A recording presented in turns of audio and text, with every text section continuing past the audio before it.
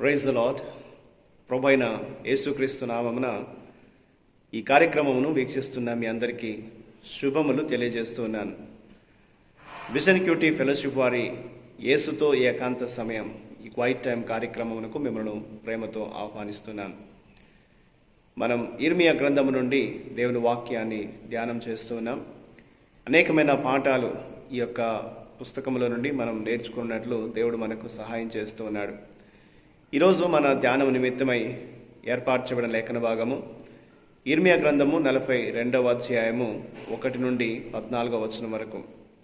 ముందుగా ఈ భాగంలో మనం మొదటి 4 వచనాలు చదువుకుందాం.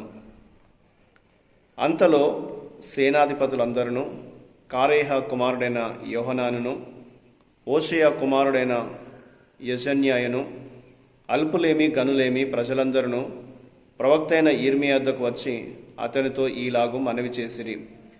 మేము ఎంత కొంచెం మంది మిగిలి ఉన్నామో నీవు చూచున్నావు కదా. చిత్తగించి మా విన్నపమును మీ సన్నిధికి రానిచ్చి శేషించి ఉన్న మా అందరి నిమిత్తము నీ దేవుడైన యెహోవాకు ప్రార్థన చేయము. మేము నడవవలసిన మార్గమును చేయవలసిన కార్యమును నీ దేవుడగు యెహోవా మాకు తెలియచేయనుగాక. కాగా ప్రవక్త అయిన ఇర్మియా వారికి ఉత్తరం ఇచ్చినదేమనగా, మీరు చేసిన మనవి నేను అంగీకరించుచున్నాను. మీ మాటలను బట్టి మన దేవుడైన యెహోవాను నేను ప్రార్థించుదును. ఏమియూ మీకు మరుగు చేయక యెహోవా మిమ్మల్ని గూర్చి సెలవిచ్చినదంతయు మీకు తెలియచేతును. ఈనాటి లేఖన భాగం ఆధారంగా మనం ఏర్పాటు చేసుకున్న అంశం ఏదనగా, దేవుని చిత్తాన్ని వెదకాల్సిన సమయం. Time to seek God's will. నేటి వాక్య భాగం యొక్క సారాంశాన్ని మనం గమనించినట్లయితే, యూదా గవర్నర్ అయిన గెదల్యా చంపబడినప్పుడు మిగిలిన వారు మిస్పాను విడిచిపెట్టి ఐగుప్తుకు వెళ్తూ ఉన్నారు. ప్రజలు ఈ సమయంలో తాము వెళ్ళవలసిన మార్గాన్ని మరియు వారు ఏం చేయాలో తెలుసుకొనుటకై దాన్ని చూపించమని దేవుణ్ణి అడగమని ఇర్మియాను వారు వేడుకున్నారు. ఇర్మియా వారి కోసం ప్రార్థన చేసి 10 రోజుల తర్వాత దేవుని యొక్క ప్రతిస్పందనను వారికి అందించాడు. వారు ఐగుప్తుకు పారిపోకుండా ఈ దేశంలోనే ఉంటే దేవుని తీర్పు ఆగిపోతుందని మరియు వారు తమ స్వస్థలాలకు తిరిగి వెళ్ళి మంచిగా జీవించగలుగుతారని ఇర్మియా వారికి తెలియజేశాడు. కానీ వారు ఐగుప్తుకి పారిపోయినట్లయితే వారు దేవునికి అవిధేయత చూపినందున వారు మరింత బాధను అనుభవించవలసి వస్తుందని ఇర్మియా వారికి తెలియజేశాడు. ఈ యొక్క వాక్య భాగంలో మనం నేర్చుకునే పాఠాన్ని గమనించినట్లయితే, మొదటి 3 వచనాల్లో యోహనాను మరియు శేషించినటువంటి వారు ఐగుప్తుకు వెళ్ళాలనేటువంటి తమ నిర్ణయాన్ని సమర్థించుకోవడానికి ప్రార్థన చేయమని ఇర్మియాను కోరారు. వారు ముందుగానే ఐగుప్తుకు వెళ్ళాలని ఆలోచన కలిగి ఉండి దాన్ని సమర్థించుకునే విధముగా దేవుని దగ్గర నుండి జవాబు పొందుట కొరకై ఇర్మియాను వారు ప్రార్థన చేయమని కోరినట్లుగా వాక్యంలో చూస్తాం.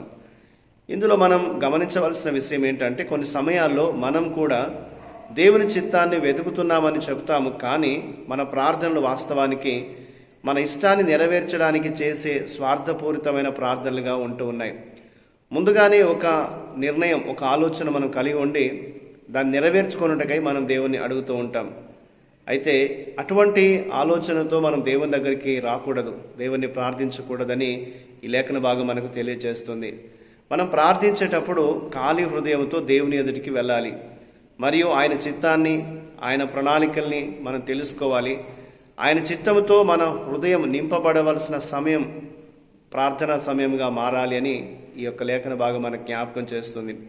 అలాగే 10 నుండి 12 వచనాలు మనం గమనించినట్లయితే, దేవుని యొక్క వాగ్దానమే సురక్షితమైన ఆశ్రయం అని గుర్తించాలి. ఈ శేషము ఐగుప్తు యొక్క సమృద్ధిని గురించి వారు ఆలోచిస్తూ వారి ఆ తలంపును, ఆ ఊహను వదులుకోలేక దేవునికి అవిధేయత చూపించినట్లయితే ఐగుప్తు వారికి మరణశయ్యగా మారుతుంది అనేది లేఖనం తెలియజేస్తుంది. ఎందుకంటే వారి జీవితాలు సమృద్ధిగా భావించే వాటిపై కాకుండా దేవుని చిత్తంపై ఆధారపడి ఉండాలని దేవుడు వారికి తెలియజేస్తూ ఉన్నాడు. కాబట్టి ఈ రోజున మనం ఆలోచన చేయాల్సింది ఏంటంటే, మన కంటికి కనిపించేటువంటి సమృద్ధి పైన మనం మనసు పెట్టకుండా మనల్ని దేవుడు ఏ పరిస్థితి గుండా తీసుకెళ్తున్నా ఎలాంటి పరిస్థితుల్లో దేవుడు మనల్ని నడిపిస్తున్నా మన దేవుని పైన సంపూర్ణమైనటువంటి నమ్మకాన్ని ఉంచాలి అనేది దేవుడు మనకు జ్ఞాపకం చేస్తున్నాడు. దేవుడు మన జీవితాల్లో మనల్ని సరి అయినటువంటి విధానంలో స్థిరంగా నడిపించాలని దేవుడు కోరుతూ ఉంటాడు. కాబట్టి మనం ఎల్లప్పుడూ కూడా ఖాళీ హృదయంతో దేవుని ఎదుటికి వచ్చి దేవుని చిత్తాన్ని మనం వెతుకుతూ ఆయన చిత్తాన్ని అనుసరించే వారంగా ఉన్నట్లయితే మన జీవితాల్లో దేవుని కృపను, దేవుని మేలును మనం పొందగలుగుతామని ఈ లేఖన భాగం మనకు జ్ఞాపకం చేస్తుంది. యూదా శేషము దేవుణ్ణి ప్రార్థించాలని కోరారు, కానీ వారి హృదయంలో ఉన్న తలంపును బట్టి వారు నడుచుకోవాలని ఆశిస్తూ ఉన్నారు. కాబట్టి మనం ఈ రోజున హృదయంలో ఉన్న ఆలోచన బట్టి నడవడం కాదు, కానీ ఖాళీ హృదయంతో దేవుని సన్నిధికి వచ్చి దేవుని చిత్తాన్ని తెలుసుకొని ఆ చిత్తము దేవుడు మనకు ఏదైతే తెలియచేశాడో దాన్ని మనం అనుసరించే వారుగా ఉన్నట్లయితే మనం సురక్షితంగా ఉండగలుగుతాం, దేవుని యొక్క ఆశీర్వాదాన్ని అనుభవించగలుగుతాం అనేది ఈనాటి లేఖన భాగం మనకు జ్ఞాపకం చేస్తుంది. ఆ రీతిగా మన అనుదిన జీవితాల్లో మనం సరిగ్గా దేవుణ్ణి వెతికేటట్లు, దేవుని ప్రార్థించేటట్లు, దేవుని వాక్యం చేత మనం నింపబడినట్లుగా దేవుని చిత్తాన్ని తెలుసుకొని దాన్ని అనుసరించేటువంటి ఆలోచన కలిగిన వారంగా మనం ఉండడానికి దేవుడు మనకు సహాయం చేయలాగున దేవుని మనం ప్రార్థన చేద్దాం.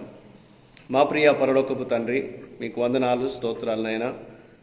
మా సంకల్పం నెరవేరాలని మేము పట్టుపట్టకుండా మీ చిత్తాన్ని, మీ ప్రణాళికను మేము తెలుసుకొని వాటి చేత నింపబడుటకు మేము సిద్ధంగా ఉంటూ ఖాళీ హృదయంతో నీ సన్నిధికి వచ్చి మేము ప్రార్థన చేయుటకు మాకు సహాయం చేయండి. మీ చిత్తాన్ని అనుసరించే మనస్సు మాకు దయచేయమని యేసుక్రీస్తు నామమున ప్రార్థిస్తున్నాను తండ్రి, ఆమేన్. ప్రియులారా, మీరు సమయం తీసుకొని ఈ యొక్క వాక్య ధ్యానం విన్నందుకై మీకు ప్రత్యేకమైన వందనాలు. ప్రతిరోజు మీకు అందించబడుతున్న ఈ డైలీ రిఫ్లెక్షన్స్, అనుదిన ధ్యానాలు మీకు మేలుకరంగా ఉన్నట్లయితే మీ యొక్క అనుభవాల్ని మాతో పంచుకోవాలని కోరుతుంటున్నాను. ప్రభు కృప మనకు ఎల్లప్పుడూ తోడై ఉండి కాపాడును గాక. ఆమేన్.